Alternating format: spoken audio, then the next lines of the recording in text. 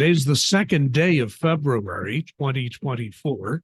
Welcome to the Chapter 49 podcast. We're already into a second month of 2024 as time continues to go by. We want to welcome you to our podcast. We thank you for joining us and taking a little time out of your valuable schedule to listen or watch. My name is Larry Lannan. I'm a volunteer with Chapter 49 dealing with communication issues. Chapter 49 represents most IRS employees in the state of Indiana.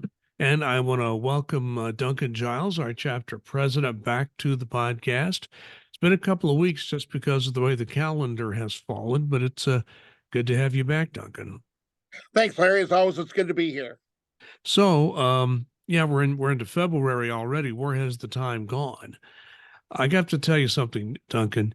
It's pretty amazing the sorts of issues that come up nationally. You know, the stories that kind of go viral. One of them has to do with Elmo. Have you been following this Elmo story? I must have missed it. Elmo sent out an X message on, I guess they still call them tweets, just basically going out on the Elmo X account. Hey, how is everybody doing? I guess they got 170 million responses. And some of the people aren't doing very well. And Elmo then had to apologize and tell people that it's okay. And then the second thing that happened, you know who Larry David is? Yep. If you don't know who Larry David is, he's been a comedy writer in Hollywood for years. He's had his own HBO show. And let's just put it this way. He has a certain kind of comedy. Some people love, other people can't stand it. But he has a certain kind of comedy, a long-running show on HBO, which is about to start their last season. Well, he went on the Today Show recently to promote that. Just so happens that Elmo was also on the show. And I don't even think he was supposed to interact with Elmo. So what did Larry David do? He runs over to the Elmo puppet and tries to strangle it. The whole thing blew up so badly during the commercial break that the Today Show director basically ordered David to look into the camera and apologize for strangling the Elmo puppet. Where have we come to, Duncan? And there you go. That's his character in Seinfeld, George Costanza, was based on Larry David, and that would be about par for an episode of that. Yes, nothing like pitching a situation comedy to a producer and a network. They ask you what it's about, and they say nothing. Then it becomes one of the most popular comedies in the history of TV. Let's move off of levity and get to serious subjects. NTEU is a large organization. We, as a union, we represent tens of thousands of employees throughout the federal government. And we have quite a national structure. Our chapters, you're a chapter president. That's the backbone of the NTEU structure. There is a national executive committee of which Susan Wright from Indiana is a part of that. And then there are two top people at NTEU. There's the national president, who is Doreen Greenwald. Then we have an executive vice president, the number two person in the organization. Really, the day before we record this, something has been going on with that situation. Duncan, I would like you just to kind of plainly and simply explain what's happening at the national level with the executive vice president position for NTEU. Well, as members got a email from Doreen Greenwald last night, our national president, Doreen Greenwald, who is a huge believer in transparency and giving people information. Apparently, our now former national executive vice president put something out on social media that was not inclusive. I have no idea what it was, haven't seen it, haven't heard it, anything of that nature. But she made the decision based on the content of whatever this was that she asked for and received his resignation. And I just want to say, NTU is as you said, it's a large organization, backbone with a lot of chapter presidents, chapter vice presidents, stewards, things of that nature. And we all make this up, and it builds up to that top of the pyramid. NTU is going to remain strong because of this. NTU is still here. It was here yesterday, it was here today, and it's going to be here tomorrow to help employees and do what we need to do. What's going to happen with the national vice president's situation, they will be having an election to replace Anon Mooney. Who's going to be nominated, who's going to be voted on, who's going to be running, have no clue at this point.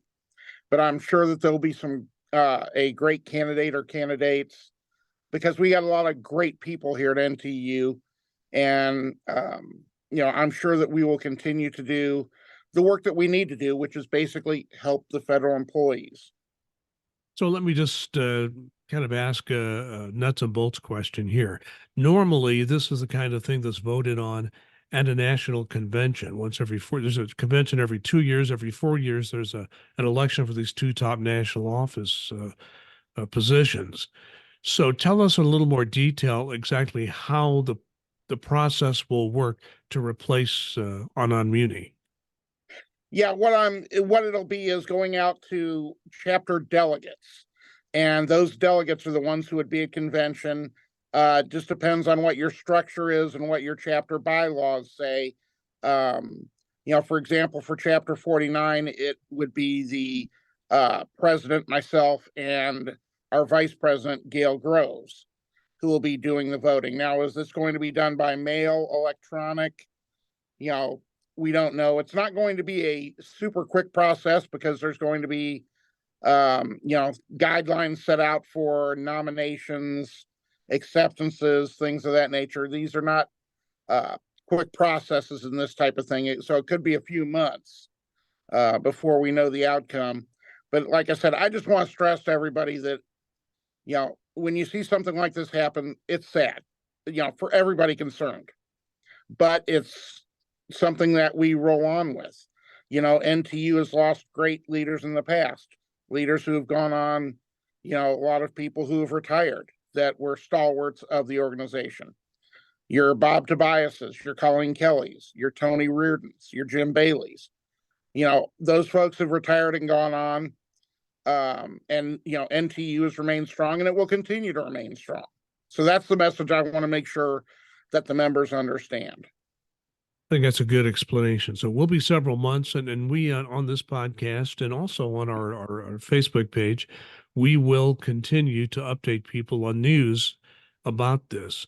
So when we know who the candidates will be and some more details on the process, how long it will take. So there'll be a process, be it electronic, postal service, however it's going to be done. But the same people who vote as delegates at the convention will be voting on this office, correct? That is correct. That is the way it'll be done. Okay. So when we know more, we'll let you know. I think Duncan's explained everything that he and I know at this point. And so we'll just leave it at that and move on. NTEU has announced a free fall program with a system, a company that does software for tax filing, Tax Slayer. There's a free file program for members of NTEU if your adjusted gross income is under 79,000. Now, this is a little bit odd because you think, well, doesn't it depend on your filing status? Well, in many instances it does. In this instance, and it's the IRS that set this rule, that 79,000 AGI applies to all filing statuses, whether it's married filing joint, single, married filing separate, head of household, you name it. That same figure does apply. So tell us more about what NTEU was offering its members here, Duncan. Yeah, this is one where we've been this has been several years that we've been doing this with a company called Tax Slayer. And if your adjusted gross income, as you said, is under 79,000, whether you are doing it as head of household, single, married filing separately, or married filing jointly, any of the 4 filing statuses, you're going to have to be under 79,000, which, as you said, is an interesting constraint because it's usually expanded for folks who file married filing jointly, but in this case, it is not. And this would allow you to basically electronically file your taxes for free. Now, this is different than the pilot program that's being set up where the IRS is doing it directly. And that the folks in those states who are eligible should have already received, employees who are eligible should have already received emails on this pilot program about their eligibility. If you didn't receive that email, that means that your state is either not participating or, they chose not to participate. Basically, they're not participating in it. There are only certain states that are. Indiana, for example, is one that does not. So that's different than what this is. This is open to any IRS employee for, going into this.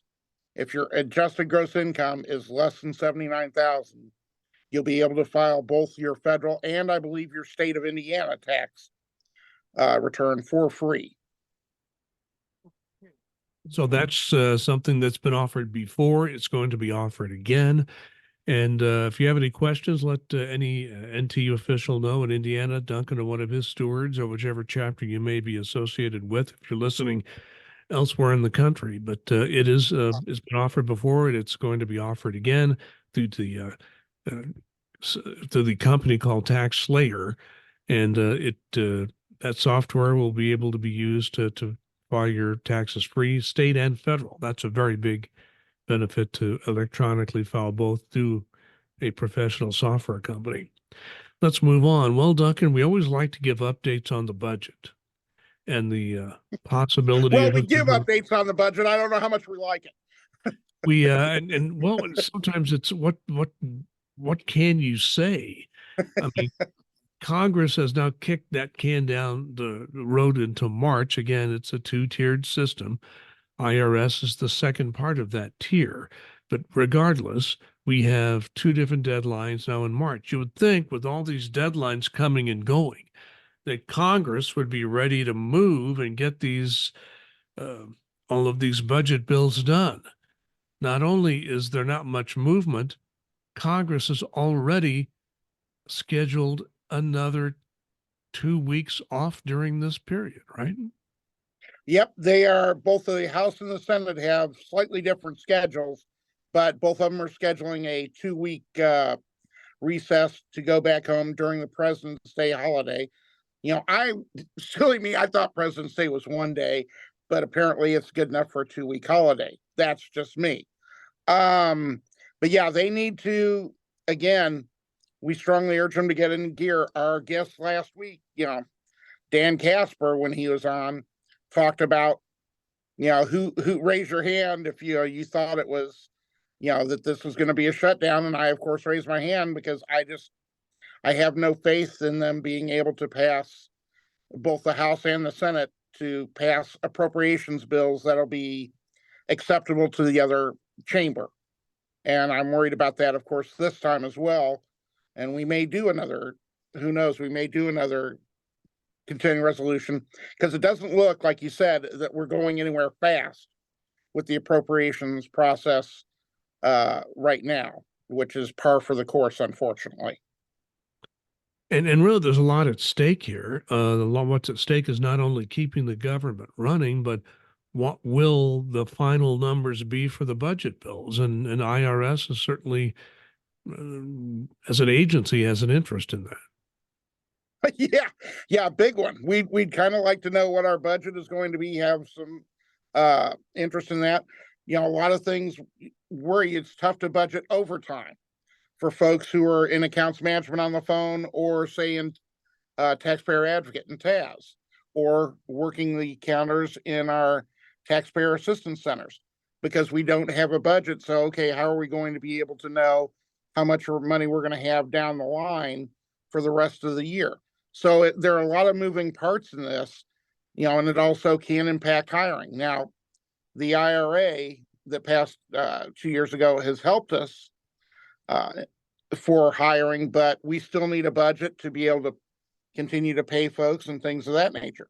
So yes, we absolutely cannot live on continuing resolutions, and need a budget for, certainty on where we're going to be going through the rest of the fiscal year. But there's another part of this, Duncan, and I don't fully understand it. I've read about it some, but going all the way back to the deal that previous Speaker Kevin McCarthy made with President Biden, which is still in place, and which would do this if there is not a budget in place fairly soon. Draconian cuts will happen all throughout the budget, including budgets like defense. So it would how should I put it, gore everybody's ox. It would do damage to everybody's favorite budget proposals and areas of the budget. So that is something nobody wants. But if this goes on too long, it could happen that way. So it seems to me that it's time to get moving on these budget bills. Your thoughts? Yeah, you are absolutely correct. And that's the why it was set up, to be draconian cuts, to be very, very painful if Congress was not able to do their work in something that the White House could sign off on. And right now, they're not doing that. So if you end up with these cuts, there are going to be certain individuals in the Congress who are going to be happy because they seem to want to not get to any sort of budget deal and would rather close everything down, which just boggles my mind. But the vast majority of representatives and senators that we have are saying, we need to get this done. We need to find, common ground where we can have, get our budgets passed so we do not have these huge cuts that, people go, well, it just sounds like a small percentage cut. You start taking that look at that, and as you said, that's going to be very draconian.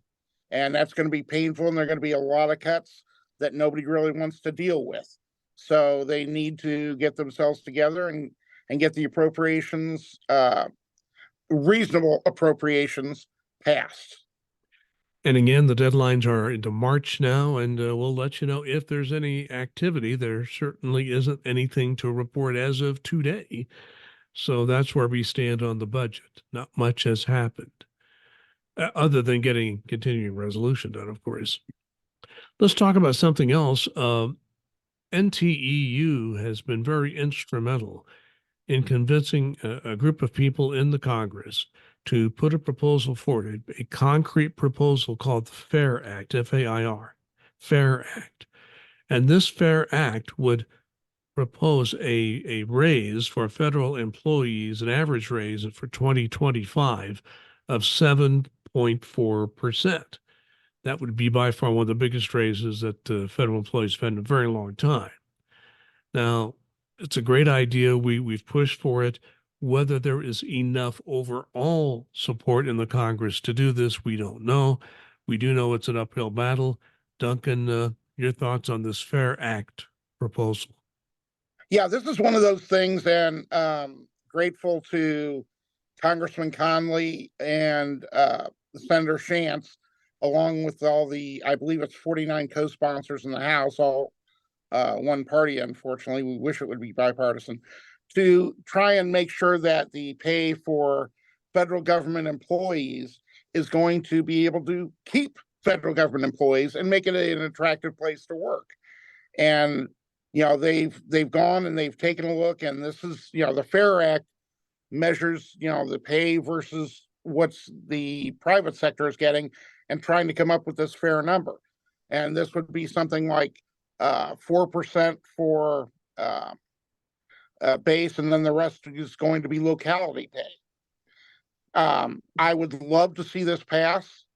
I think it's going to be an uphill battle in this Congress, but that doesn't mean that both NTU nationally and locally, and folks that are out there listening and viewing, shouldn't be contacting their congressperson or senator asking them to support this, because we all want to make sure that we get paid a fair wage for the complex and difficult jobs that all the federal employees, especially at the IRS, do.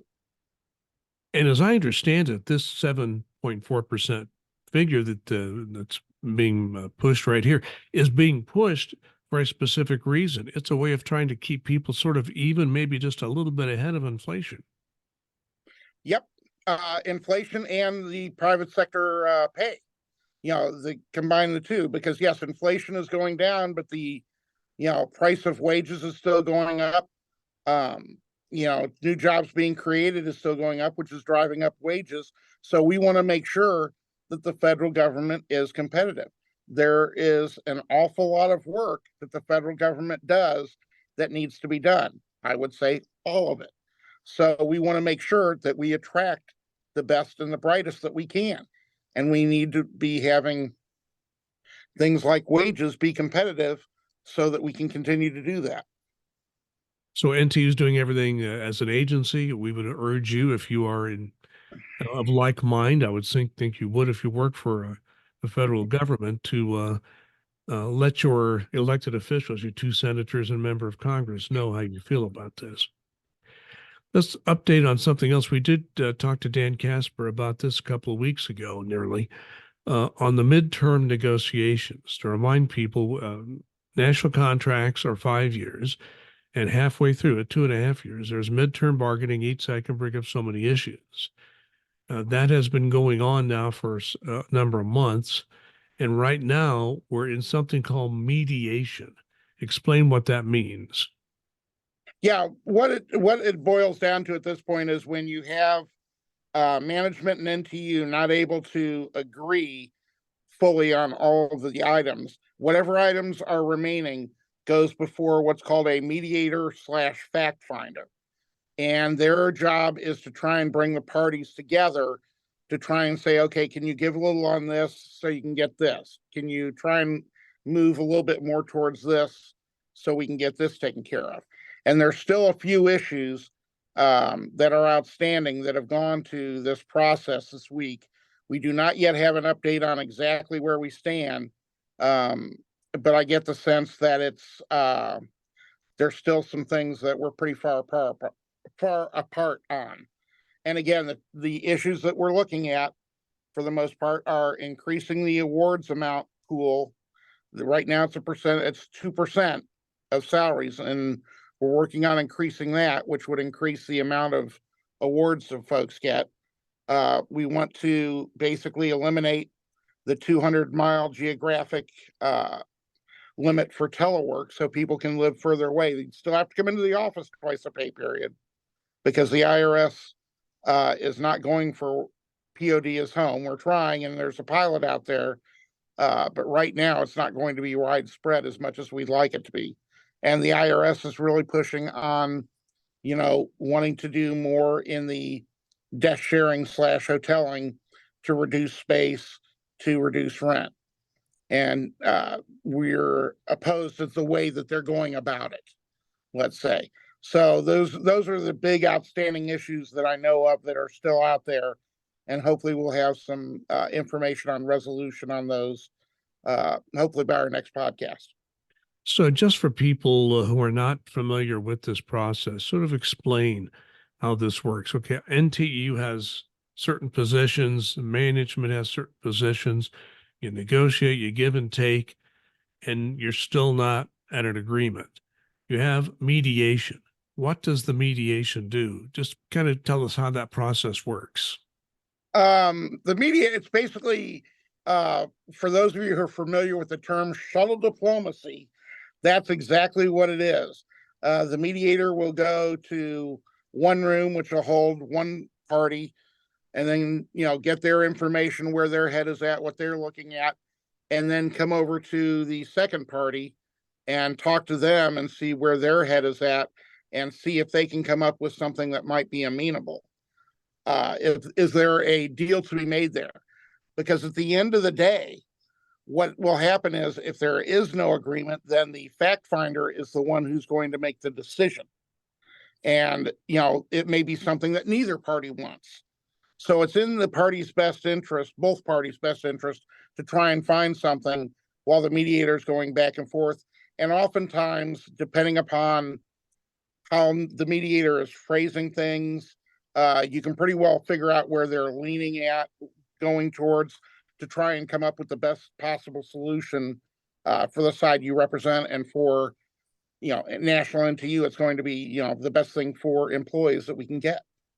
And I think it's good to point that out. The reason I asked you to do that is that there is an interest for both parties to get an agreement, because if a fact finder or a third party comes up with the answer, neither party may like that. And then you're stuck with it. You had a chance to agree, couldn't do it. So that third party says, okay, I'm going to split the difference and here's how I see it. And you may not see it that way. And it may not be the best thing for employees, management, or whatever. So thanks for spelling that out for people. I think it's important to know just a little more about how that process works. And either side could still appeal, but sometimes that's not the best thing to do either. You come up with a worse answer sometimes doing that either side. I want to just mention something very quickly. We at IRS have been represented by NTEU for a very long time, and a number of other agencies, such as DHS and Border Protection, that kind of thing. But Federal Housing Finance Agency has just joined the NTEU family.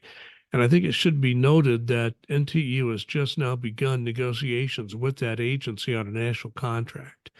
So it's good to see more people in the NTEU family receiving the benefits that we can provide employees with the national contract. Yep. And this is one of those things where a lot of times employees of this agency reach out to National NTEU and say, hey, look, we've heard great things about you guys. We'd really like to be represented by you. Then NTEU has certain ways that they have to go about in assisting them. And a lot of the work is done by the employees of a particular agency to elect to be represented by somebody like NTEU. And then, like you said, once we represent them, we're going in. And that's part of the understanding too. If you represent us, will you get us a contract or take a look at our contract and do you think it can be improved? And we have a lot of very good contracts out there. I can tell you straight off that the contract between the IRS and NTEU is looked at as one of the models for the federal government for agencies out there because of the way it's structured and the benefits that it gives the employees. Is it perfect? No, it's not perfect. Neither side gets everything they want. That's a negotiation. That's how it happens. But very happy to see that we get yet another agency that has said, "Hey, look, we recognize NTEU is doing well, doing good work, and we want to be a member of that and part of that." So we're happy to welcome. Yeah, it should be noted that there is an election in the workplace, and people who are employees of that agency make the decision through an election process. Okay, Duncan, your final comment. My final comment today is going to be very brief. We're here on February 2nd, which of course is Groundhog Day. And all I can tell you is Punxsutawney Phil is a rodent. He's not a meteorologist. This is something new. It's not something new, but it's like some people are like, "Oh, I know there's going to be 6 more weeks of summer or 6 more weeks of winter, or 6 more weeks of winter or spring's going to be coming sooner because of what the groundhog said." No, that's just wrong. He's a rodent. It all started in this place called Punxsutawney, Pennsylvania. And they had this big celebration. They have bands playing, and it's like a big party, and the groundhog's there, and I think it's 8:58 a.m. I can't remember what the exact time is, local time. They let the groundhog out and determine whether the groundhog has seen his shadow. Now, did the you know governor of Pennsylvania was there today, if that Yes, tells you anything? yeah, and then New York City has their own version of it. The mayor, I mean, it's just amazing. So, do you know whether or not? I mean, I know you've been waiting with bated breath. Do you know whether or not the groundhog saw his shadow today, Duncan? He did not see his shadow, so therefore it's supposed to be in early spring, which means we'll probably be having a horrendous thunder snowstorm any day. Well, has anybody ever actually done a study to see how accurate Punxsutawney Phil is? I don't think anybody's ever bothered. So why would you bother? I guess it would spoil the party in Punxsutawney, I guess. Yep. Oh well. Anyway, my final comment is pretty quick. I just want everybody to watch your health. I've had some health issues lately. COVID's going around. I hope you're vaccinated. If not, I hope you choose to do so. It's at your choice, of course. It certainly helped me in terms of recovering from COVID here recently when I got exposed to it for a second time. My wife the same way. There's some great medicines out there to treat it now, as opposed to when I had it before, when there were very few treatments, and was very fortunate to get through it. So watch your health, be careful when you're out there in crowds and so forth, and just take care of your health, and enjoy good health as best you can. And thank you, Duncan Giles, once again for being with us on our Chapter 49 podcast. We do this every week or so. We pretty much done it weekly with a few occasional hiccups here and there. We do appreciate the fact that you watch, listen. If you know other people that might get something out of this podcast, let them know, send them the link. And Duncan, if you send him an email through internal IRS email, he'll send you links every time we have a new one. In the meantime, please be safe and be kind.